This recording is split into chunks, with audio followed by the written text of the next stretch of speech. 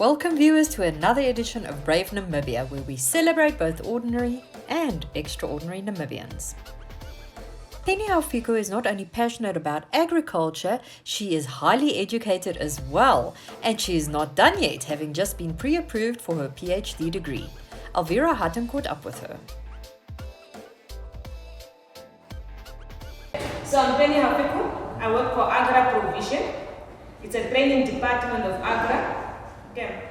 And we mostly do training on different things like hydroponics, aquaponics, horticulture, animal health, poultry farming, rabbit farming, pig farming, and many other training courses.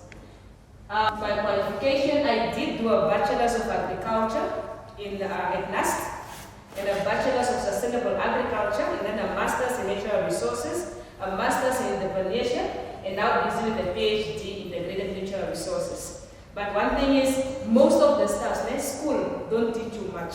So most of the things I've learned is through Agra Provision, and even Agra itself, because even the medicine things I know I have to learn through Agra. I go to the medicine counter when I'm not training, I go learn that, so on. So I have a very good start, and I'm very proud to work for Agra because I'm learning a lot. Okay. So I'm just going to give you a short, small talk on hydroponics and aquaponics. Okay. So now in Namibia itself, the old way of farming is out. Because we do not have enough rain, our soils are dying out. We have to merge the old way of farming with the new technology and see how we can secure ourselves with food. Okay. So our rainfall, it decreases, it's decreasing, and if we really see it this year, I'm not sure we can even put it on the map. I don't think so, because this year's rain is just the worst. So our rainfall, we are an arid country, so we are very dry. So the best rainfalls are probably found in these areas here. Wherever you see it's dark blue, that's the best rain. And then wherever it's light, it's really low rain. Now, I'm personally from here in Alcentra, the Great Farms, and we barely have rain. The only time we get rain is maybe in November, but we are not even up to 40 on average. Okay. So, but if you really look at our evaporation, water that is going back up, it's very much, it's a lot of water going up with little rain falling. So we are in trouble. So the traditional way of farming, which is horticulture farming with irrigation and under rainfed, it's very difficult. And the crops are dying out. But there is, and even now with farming, many people lack of land. We have a problem. Many people want to farm. Everybody wants to farm. The problem is land. Not everybody can afford land, or sometimes the space we have is too small. Okay, but there is a solution, which is hydroponics. Now, hydroponics, you do not need big land at all, not at all, and it also saves up to 90% of the water. Now, this is very much suitable for Namibia because we do not have water. In this system, we recirculate the water over and over again. So if you have tomatoes in there, you can have tomatoes for a very long time, and then you don't even have to refill water because the water in there can be used for the whole of 2 or 3 months of the tomato growing season. So then we don't refill water every time, like in the open field horticulture, where you have to irrigate every time and most of the water is going up. In this system, it is not the same. And this system can take up so many crops, so many different crops. You can have tomatoes in there, you can have lettuce in there. This is specifically the lettuce system that is in Bandung, just behind Nampower in the city. And they are supplying almost to the whole of restaurants in Eros. And now they are setting up a system in Safari again. So it is a very good system, and one can have it anywhere. Okay, you don't need a big land for it. You don't need a lot of water for it because you are using about 10% of the 100% water. Okay, almost every crop can go here. Even strawberry, which is a very high value crop, can go in there. Okay, and with this system, one has to choose which crops to put in depending on your demand. or your preference. If you are growing it for yourself, then it's what you like. But if you are growing it for the market, then you must have a market. Now, us here at the village, we mostly have lettuce because people like fresh salad. So we have different types of lettuce. You can see that those are different varieties because people prefer different varieties. And this is a harvest of almost every day to all the restaurants there. So there is money in the systems. And they are using less water to farm.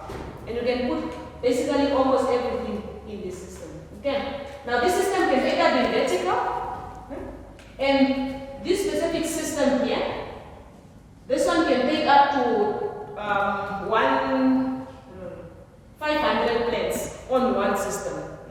500 plants on one system. So even one system like this, you can make a lot of money out of it.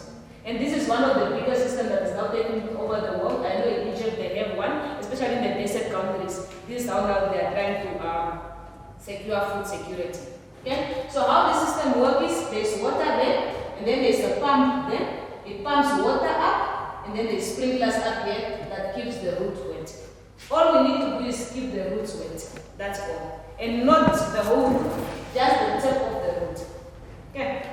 And then we can also do the vertical wet, which is now the one the village is doing. And something like this. Now this you can use any material of your choice. You don't need someone to make the material for you. You don't need to buy the material. It's up to you. It's your own material. It's your choice. As long as it can hold water, it can be used. Yeah? And if you can see here, they are using PVC pipes. Okay, not very clear, but it's normal, the normal white PVC pipes. Then they just make holes in there. That's where they are growing their plants. As long as it can hold water, it's fine. Okay. And this is a system we have up in Banduk, Agra. So there's fish in there. The fish is then feeding the rest of the plants, and then water is circulating there, so water keeps coming and going. Okay. And this is normal foam.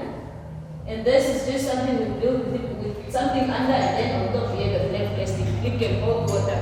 Anything that can hold water you can use. And again, the PVC pipes, another system we have here at Agra. Okay. Anything that can hold water, you can use. And the nutrients, what we do with the nutrients, we put them in there. The water is then pumped up and then pumped back. All we do is add water or add nutrients. Now, if in this system you happen to add too much nutrients, all you can do is just dilute, add water, and if you feel like there's not enough nutrients, add nutrients. It's a very, very easy system. Okay. And again, it's another system we also have up at Agra. These are draining or what we call a flooded drain. We flood, make sure that there's water there, and then it drains back. So when it's flooding, it's providing water and nutrients. When it's draining, it's providing oxygen. A very, very easy system. Okay. And now, what does the system need? And again, this is just one of the systems again. It means you only need water. Enough water, make sure that the roots are a little bit suspended. Not the whole root in the water, just a little bit. As long as the roots are touching the water, that should be enough. Nutrients that we put in the water, and then the plants will get water and nutrients at the same time. Sunshine, plants need the sun for photosynthesis, so they need to make their own food. And then oxygen. Now in school we were taught that the leaves need the plants need carbon dioxide, we need oxygen, but in reality the roots also need oxygen. Because putting the whole root in water is like putting your head in the bucket of water. You won't breathe, it's suffocating, and the roots will die out. And then this is all you need to do. Okay. And again, now one has to mix fish with crops, which we call hydroponics and aquaponics, fish farming. Our fish farming industry is not well developed yet. And I know there's fish, what they call Zambezi Dream. It's now it's selling for about $120, just the fish alone. Just the fish alone. But the market is not yet developed. Many people still prefer sea fish over freshwater fish. But the market is getting there. There are people who are busy doing it now. And I know Kamchonga is now also busy breeding or providing fingerlings to the farmers who want to start farming. It can be the same sex fingerlings or it can be the different sex fingerlings because they have access to the hormone. With fish, you can change the hormone when they are 2 to 3 days. days old. If you want males, they give a hormone, they all become males. If you want females, they get a hormone, they all become females. But this hormone is only with the government. It is not allowed to be given to any private person, because those hormones are the same hormones people use to inject to look a bit muscular and so on. So ethical issues around that part of it. Okay, now fish.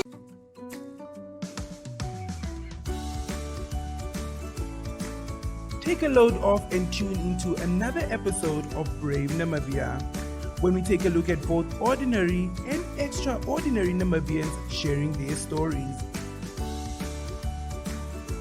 Brave Namibia is broadcasted on NTV Saturdays at 6:30 p.m. and oneup2.com, and broadcasted on the following Facebook platforms on Wednesday at 5:30 p.m. Republican, Allgemeine Zeitung, Namibian Sun, and all Namibia Media Holdings pages. For more information, contact the Brave team at brave@synergy.com.na. Brave Namibia, for the ordinary and extraordinary Namibians.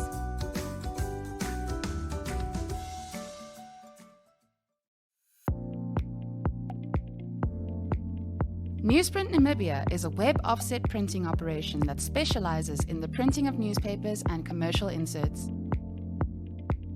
We are the leaders in our industry, with the highest quality print work and the shortest turnaround time from computer to print and delivery anywhere in the country daily.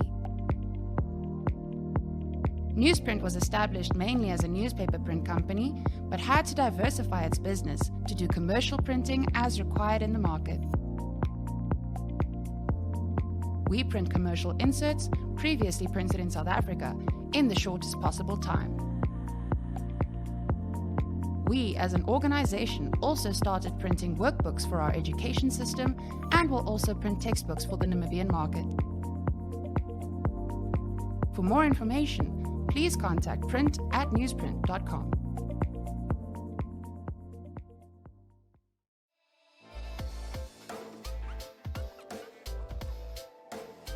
From humble beginnings in a central northern farming community, Annerie Maré has proven herself as a beauty queen, philanthropist, and businesswoman. After being crowned second princess in the Miss Namibia pageant and representing the country at the Miss World competition, Annerie's life changed drastically. Here's the latest.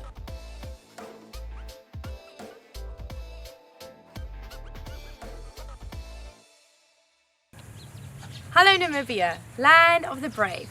I am Annerie Maré, Miss World Namibia 2021 and Miss Personality Namibia 2023. I'm 28 years old and a counselor. I'm also an influencer and the founder of the Annerie Desert Sustainability Development Trust, which I'm very excited about. I also studied in beauty therapy, so there's a lot of passions that I have. I'm from Kamaniap, but I was born in a small town called Ochu. My dad is a contractor in drilling, so our family was traveling throughout the country. I was homeschooled and I had my first bath after my birth at Spitskoppe, because in this little puddle, because we were busy with the contract at that time. The country of Namibia is beautiful to me because I traveled throughout of it, and this is also where a lot of my passions was born. If it wasn't us traveling throughout the country, drilling for water and being homeschooled under a tree, I was also on the farm, so I'm a farm girl. My story looks somewhat different because I was homeschooled. I didn't have the opportunity to do dancing, and I would have loved to, but I trained myself to do dance and horseback riding, and sometimes we would be part of the private school functions, so there was some sports there, and I enjoyed it very much. After matriculating, I traveled to the United States of America. I became part of Eagle's Wings Ministries. They're working with young girls using the method of equine whispering, horse whispering, also known as. Sooner or later, I became a head wrangler, and the people of the United States became like family in so many different ways. This was one of the most beautiful times of my life. I then also studied beauty therapy, and I started to travel with Heal the Land Ministries internationally, where I became their international youth leader. Hence my backstory of what I'm passionate about in pageantry and philanthropy. I have really grown a passion for people that doesn't have sustainability, that doesn't know the need of agriculture and how to cultivate that in their lives. And that's where the passion for all of this was born. Because throughout this time, I've seen so many people and households in need because they don't have the skill to put up a garden or have the skill to be in agriculture. And I think agriculture is such an important thing for our country. Because of my passion for the next generation and the youth, I have decided to participate in Miss Namibia and then got the opportunity to become Miss World Namibia to participate in the international competition at Miss World. Because of all of this passion that I have, it all started when I had a lot of hindrances and I was working full-time with youth. Then I was looking at it and I thought, this youth needs someone to inspire them. They need someone to follow. They need true leaders that can lead them. I fell sick with COVID and I had a very near-death experience. And it was at this time when I overcame the virus that I thought by myself, I would like to have a louder voice to speak truth and to speak identity into people's lives. And therefore, that's how I decided to become a Miss Namibia. Then I had the opportunity, by the grace of God. Miss World Namibia changed my life in so many ways I cannot even start to explain. Puerto Rico changed my life. My competition at Puerto Rico for the 71 Miss World competition all existed of rehearsals and sightseeing, especially because Hurricane Maria hit Puerto Rico a few years ago. It was very good for Miss World to go over so that we can establish and create more tourism for the country. I learned so much about myself, and there was 100 other young girls with me, women of valor, women that stood for something for their countries, women that stood for winning a Miss World. They were so powerful in the projects, the Beauty with a Purpose projects and everything that they were ambitious about. So I can say now that I made friends from around the world, and it really changed my life. It also changed my outlook on my own country. It made me realize that what we have in our hands is so powerful. So my philanthropy does not stop with Miss World. My philanthropy goes forward with what we can accomplish in our country if we just have unity and if we take hands and if we can teach one another the importance of sustainability, the importance of entrepreneurship, the importance of a young person's value and their identity, and how much of that there is for them to live out who they truly are. In my experience also at Miss World, we had a COVID outfall just before the final show, which was really heartbreaking for me because there was so much excitement for the final show. It then happened that I had to fly back to the United States. I then decided to advocate for my project and to go to different schools and FFA programs, and I was visiting the West Virginia University to just be part of what they do there and to advocate for what we do in Namibia and the sustainability, to learn more about the agriculture and just how the United States are being influenced. So I advocated for Namibia while I was in the States. It was really an amazing experience to me to learn how they see things and in the future how we can work together. Going for Miss World in 2021 has changed my life in so many different ways. I could advocate for my country and be an ambassador for my country. Our time there existed of rehearsals to the final show and sightseeing of the Puerto Rican island. The Puerto Rican island was hit by the Hurricane Maria a few years ago. So our visit as Miss World to this beautiful tropical island really changed a lot of things for them. It just exposed them to a lot of tourism and just helped the country going through that time and to recover from all of that.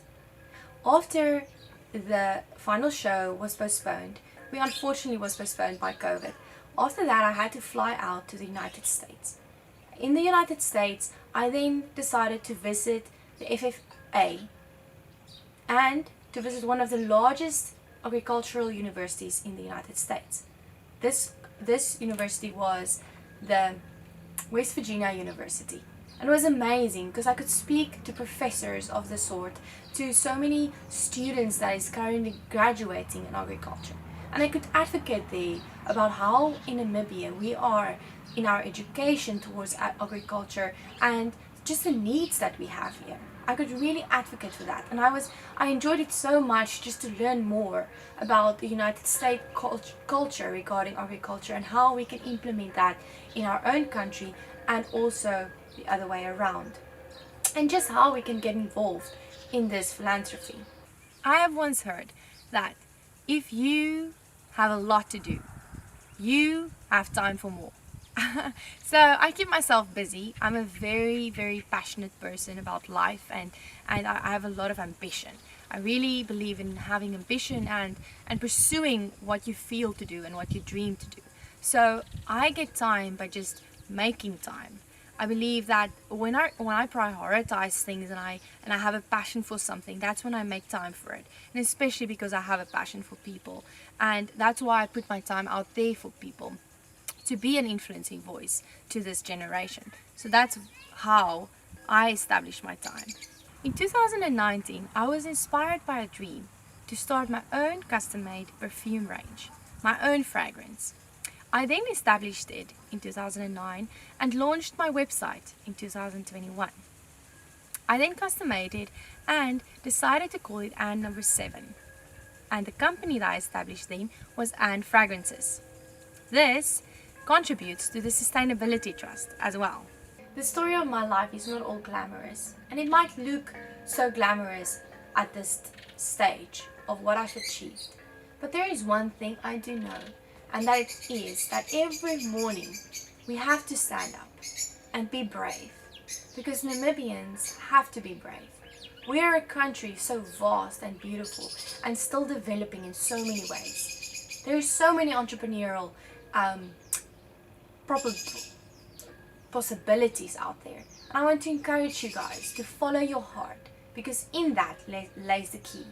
It is not that we are afraid of what we have, but sometimes we are afraid of what we have.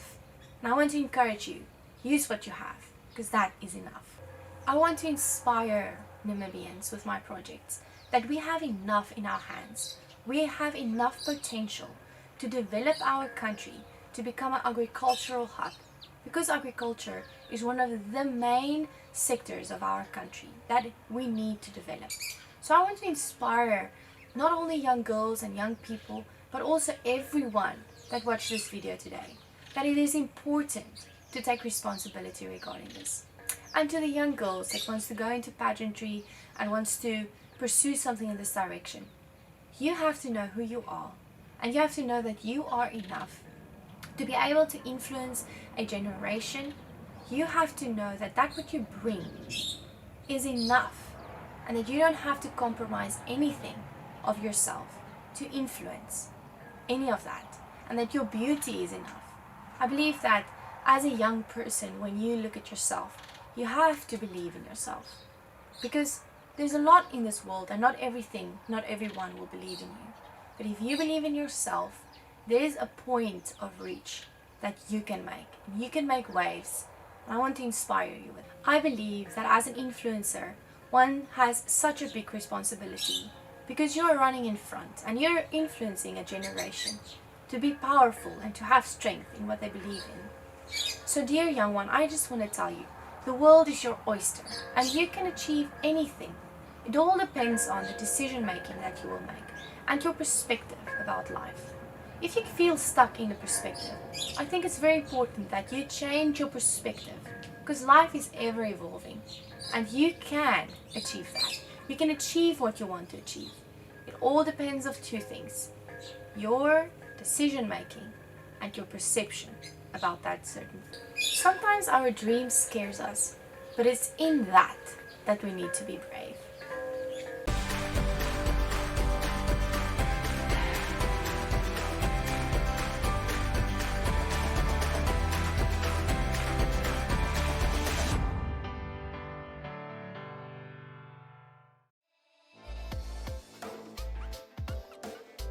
Thank you for tuning in today. If you know of someone you feel should feature on our show, please please contact us at brave@synergy.com.na.